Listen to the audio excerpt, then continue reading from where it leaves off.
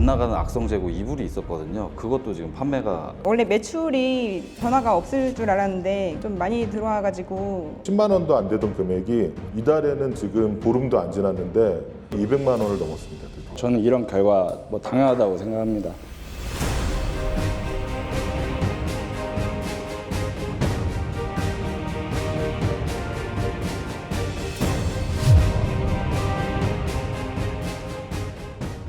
오늘은 AI를 활용해서 이 대표님들에게 직원을 하나씩 드릴 거예요. AI가 다들 많이들 사용을 하시긴 하지만 아마 대부분 블로그 포스팅을 해야겠다 해서 그 포스팅을 만드는데 단편적으로 사용하시던지 하실 거예요.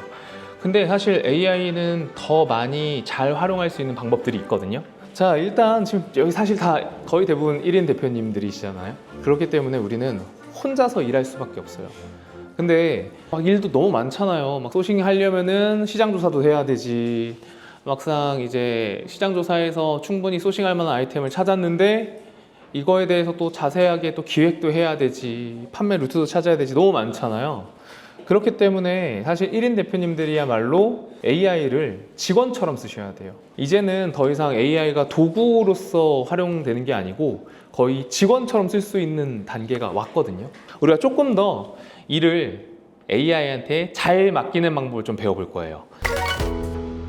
자, 보통 이런 것들 하시죠. 우리가 1인 셀러분들, 대표님들 보통 아이템 소싱하고 상세 페이지 기획도 해야 되고 제작도 해야 되고 고객 리뷰도 관리해야 되고 이런 것들을 다 하셔야 되는데 혼자 하시기는 사실 벅차죠. 그러니까 우리가 외주 구하고 디자이너 구하고 상세 페이지 제작 맡기고 이런 것들을 하게 되는 건데 최대한 우리가 위임할 것들을 사람에게 아웃소싱해야 될 걸 가급적이면 AI한테 아웃소싱 하는 편이 좋겠죠. 꼭 아웃소싱이 아니라고 하더라도 우리가 직원 하나 채용하려고 하면 300만 원 돈 나가잖아요. 왜냐면 보험까지 생각하면 300만 원 돈 나가는데 연봉하면 연 3,600만 원인데 거기에 이 사람이 잘할지 못할지도 모르고 굉장히 큰 리스크를 갖게 되는데 AI를 활용하면은 생각보다 많은 부분을 직원처럼 쓸 수가 있습니다. 얼마에? 3만 원에. 이제 자동화라고 이야기하는 것들은 보통 우리가 반복적인 업무를 할 때 자동화를 해야 되잖아요. 제가 생각하는 AI가 현재 시점에서 AI가 가장 잘하는 자동화 중 하나는 우리가 웹에서 검색해가지고 얻을 수 있는 각종 모든 정보들 있잖아요.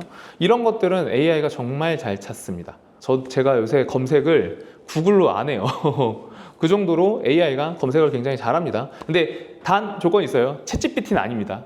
두 번째는 콘텐츠 기획 직원, 특히나 상세 페이지뿐만이 아니라 앞으로도 계속해서 인스타그램 하셔야 되고요, 네이버 블로그 하셔야 돼요. 앞으로도 사업을 하시면서, 여기 대표님들 사업하시면서 내가 이번에 소싱해서 런칭한 상품 이외에도 항상 마케팅이 필요하시잖아요. 앞으로 계속 마케팅에 가장 중요한 건 콘텐츠가 될 거예요. 근데 콘텐츠 만들기가 쉽지가 않잖아요. 힘들잖아요. 기획도 해야 되고 카피라이팅도 해야 되고 거기에 이미지도 사진도 잘 찍어야 되고 이미지도 만들어 편집도 해야 되고 그거를 AI가 굉장히 많은 부분을 지금 해주고 있고 기획 같은 것들 뭐 광고 소재를 기획한다든지 배너도 지금은 우리가 플랫 쿠팡이나 네이버 스마트 스토어나 이런 플랫폼 안에서 활동을 하고 있지만 대표님들 꼭 기억하셔야 되는 것 중 하나가 지금 현재 마케팅 시장은 신규 고객 모집이 비용이 굉장히 많이 들어가는 일이에요. 그래서 한 번 내 제품을 구매한 사람을 놓치지 않으셔야 됩니다. 놓치지 않으려면 어떻게 해야 되냐? 카카오톡 플러스 친구 이거 하셔야 돼요. 그래서 어떻게든 내 제품을 한번 구매한 그 고객에게 플러스 친구까지 가입을 시키게 만들어서 이 플러스 친구로 계속해서 마케팅 메시지를 보내야 됩니다. 물론 반복해서 그런 거 보내면은 사람들이 짜증나서 플러스 친구 나가지 않냐, 괜찮아요. 그런 분들은 그냥 보내주시면 됩니다. 근데 그렇지 않은 분들을 계속 꼭 잡고 다시 한번 제 제품을 살 수 있게끔 해야 돼요. 그러려면 뭐 해야 돼요? 배너 같은 거 만들어야 되거든요. 광고 소지 기획해야 되거든요. 근데 이거 어떻게 다 해요?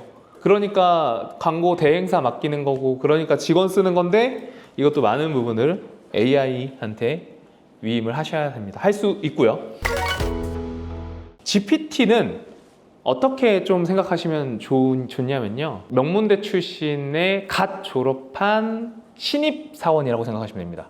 이제 사회 경험 없고요. 그냥 공부 되게 열심히 잘했고 엘리트 코스 밟고 졸업했어요. 그래서 내 회사에 이제 막 취업한 신입사원이에요. 제가 이제 회사 생활하면서도 신입으로 들어온 친구들 중에 학벌 좋은 친구들 뽑았는데 분명 학벌이 좋으니까 잘할 거라고 생각해서 뽑았는데 막상 일 시켜보면은 복사 하나 제대로 못하는 거예요. 프린터기 하나 제대로 못 쓰는 거예요. 그래서 너 얘네들은 대체 어떻게 그 대학을 갔니? 라는 생각이 순간 들었다가 잘 석 달 가르치니까 일 잘하더라고요. 그런 것처럼 GPT는 아무것도 모르는 근데 공부를 참 잘한 신입사원이라고 생각을 하고 우리가 접근을 해야 돼요. 그러려면 신입사원이 우리 회사에 만약에 들어왔다고 치면 우리 회사의 방식이나 우리 회사의 뭐 비전이나 방향성이나 이런 것들을 잘 알려줘야지만 우리 회사에 잘 맞는 직원이 될 거 아니에요. 그런 작업들을 해야 되는 겁니다.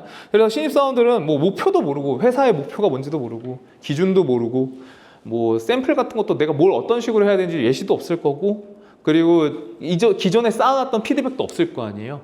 그러니까 얘네들이 되게 표준적인 일을 많이 해요. 표준적인 일들. 그냥 시키면 되게 일반론적인 답변을 줍니다. GPT가 우리가 일반적으로 쓸 때 그래요. 근데 챗GPT를 오래 쓰신 분들은 내 GPT는 안 그런데? 라고 하실 수 있어요. 왜냐? 메모리로 최대한 많이 기억을 해놨거든요. 그래서 이 사람은 이런 답변 좋아하는구나 해가지고 점차 그 방식으로 답변을 주긴 하는데 그럼에도 전문적이지는 못할 수 있다라는 거죠. 기본적으로 우리가 GPT로 포스팅 많이 하시죠. 포스팅 할 때 뭐 GPT 쓰시는 분들도 있지만 그렇지 않고 그냥 쓰시는 분들도 계실 거예요. 그럴 때 내가 어떤 뭐 제품 정보 같은 거 넣고 이걸 블로그 포스팅 써줘 라고 말씀하시잖아요. 자, 제품 하나 한번 해볼게요. 예를 들어서 이런 식으로 리뷰를 분석을 해왔어요. 이걸 클립보드에 복사해서 이렇게 넣고 위 제품의 블로그 포스팅을 만들어줘. 뭐 이런 식으로 쓰실 거 아니에요. 예를 들면은 포스팅을 1차로 만들어 줄 건데 보통 마음에 안 드실 거예요. 절대 한 번에 결과 나온다고 생각하지 말고 쓰세요. 요약하는 블로그 글이 아니라 후기를 읽고 이 제품을 내가 사용한 것과 같은 느낌으로 실제 후기처럼 블로그를 써줘. 이런 식으로 바꾸는 걸 요청하실 거예요. 자, 그러면은 이제 솔직 후기, 뭐 원룸 거주자 시점, 뭐 이런 식으로 해가지고 1차로 바뀌었죠. 자, 이렇게 또 보고 나니까 뭐가 또 좀 아쉬워요. 예를 들면은 말투를 여성 블로거 말투로 개선해줘. 그리고 이모지를 조금 더 많이 사용해줘. 이 부분도 진짜 놀랐어요. 12kg에서 엄청 클 줄 알았는데 막상 받아보니까 슬림한 느낌이에요. 화이트 톤이라 인테리어에 잘 어울리고 공간 차지도 거의 안 해요. 어느 순간 이제 마음에 드네 라는 순간이 오시면 이거를 그냥 쓰고 닫으시지 마시고요. 방금 우리 대화를 분석해서 재사용 가능한 시스템 프롬프트를 만들어줘. 내가 어떤 걸 요청했고 너는 어떻게 응답했는지 패턴을 찾아서 다음에 비슷한 입력이 들어오면 같은 방식으로 처리할 수 있게 프롬프트를 설계해줘 라고 이 친구한테 얘기해 주는 거예요. 그러면 얘가 이렇게 분석을 해서 저희가 처음에 입력했던 정보와 최종 결과물을 지금까지 대화한 기록, 최종 결과물을 바탕으로 이거를 다음에는 한 번에 나올 수 있게끔 프롬프트, 즉 시스템 프롬프트, 즉 GPT에 넣을 수 있는 프롬프트로 만들어줘요. 근데 다만 이때 좀 주의하셔야 되는 거는 뭐냐면 우리 대화 내용을 기준으로 만들어졌을 거 아니에요. 그렇다는 얘기는 지금 여기 샘플이 세탁기란 얘기예요.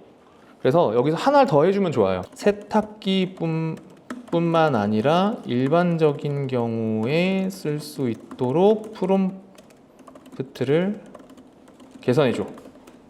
이렇게 이 안에 이제 코드 복사 해주시고요. 코드 복사가 안 뜨시는 분들은 그냥 복사해서 붙여넣기 하셔도 상관없습니다. 그 다음에 여기 GPT에 탐색하기 들어가셔서요. 오른쪽에 만들기 들어가신 다음에 이 지침 안에다가 붙여넣기 하시면 됩니다. 붙여넣기 하시면 여기까지 들어가는데 뭐 신경 안 쓰셔도 되고 이게 신경 쓰이시면은 지우셔도 됩니다. 그래서 블로그 리뷰 데이터 기반 후기성 포스팅 생성기 이렇게. 그리고 이미지는 쓰셔도 어차피 나만 쓸 거니까 쓰셔도 안 쓰셔도 상관은 없지만 보통 그냥 달리 사용, 그러니까 이 GPT의 이미지 모델을 사용하시는 거거든요. 그냥 대충 적당한 걸 만들어 줍니다. 그래서 지금 아까 소형 통돌이 세탁기 했지만 뭐 드럼 세탁기, 이번엔 드럼 세탁기 해볼게요. 똑같이 후기 긁어서 복사해서 여기 오른쪽에 보시면은 이제 아직 GPT스가 만들어진 건 아니에요. 만들기 버튼을 안 눌러가지고 오른쪽에 보시면은 내가 안에 넣었던 프롬프트를 테스트해 보실 수가 있어요. 그래서 여기다 테스트로 넣어볼게요. 이렇게. 그러면 이 친구는 이제 앞으로 앞에 우리가 했었던 후기를 가지고 실제 후기처럼 만들어주고 여성 블로그 말투를 해주고 이런 것들이 바로 적용이 돼서 그 형태로 계속 나오게 됩니다. 집이 작다 보니 뭐 건조기 따로 두기가 힘들었어요. 실제 후기처럼 나오죠. 이모지 막 들어가고 실사용 후기처럼.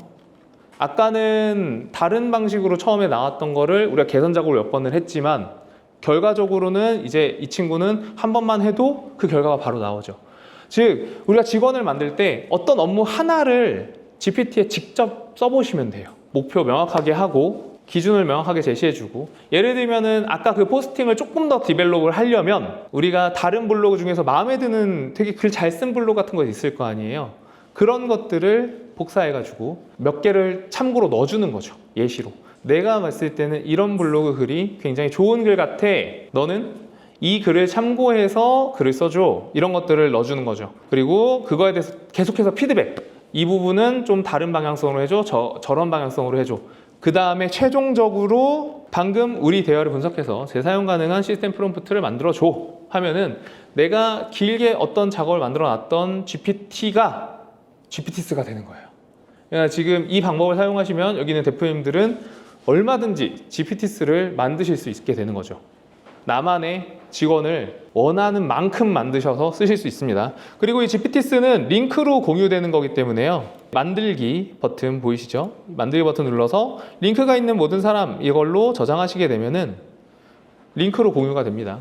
자, 이 링크를 여기다가 붙여넣기 하시고요. 즐겨찾기 하셔서 그냥 어떤 즐겨찾기 폴더 하나에 넣으셔서 좀 한 번에 볼 수 있는 이름으로 해두시면 언제든지 바로 거기에 접근하실 수 있으세요. 이런 식으로 내가 직원을 여러 개를 만드셔야 됩니다. 그 마케팅 직원도 만드셔야 되고요. 포스팅 직원도 만드셔야 되고요. 그리고 이게 잘 생각하셔야 되는 게 아까 말씀드렸다시피 스레드도 지금 되게 핫한 SNS 플랫폼이거든요. 스레드도 몇 가지 이런 식으로 사용하시면 돼요. 스레드를 보고 얘네들 되게 글 잘 쓴다 싶은 계정들이 보이실 거 아니에요. 그 계정들 체크해 놓으시고요. 그 계정들에 있는 글 다 긁으세요.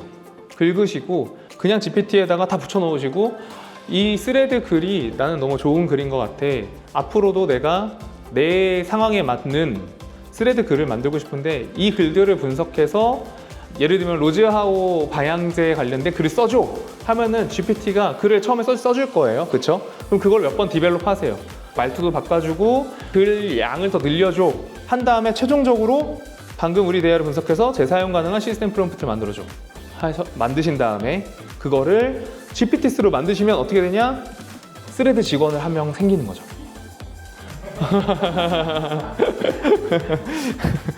리액션 너무 좋으신데요?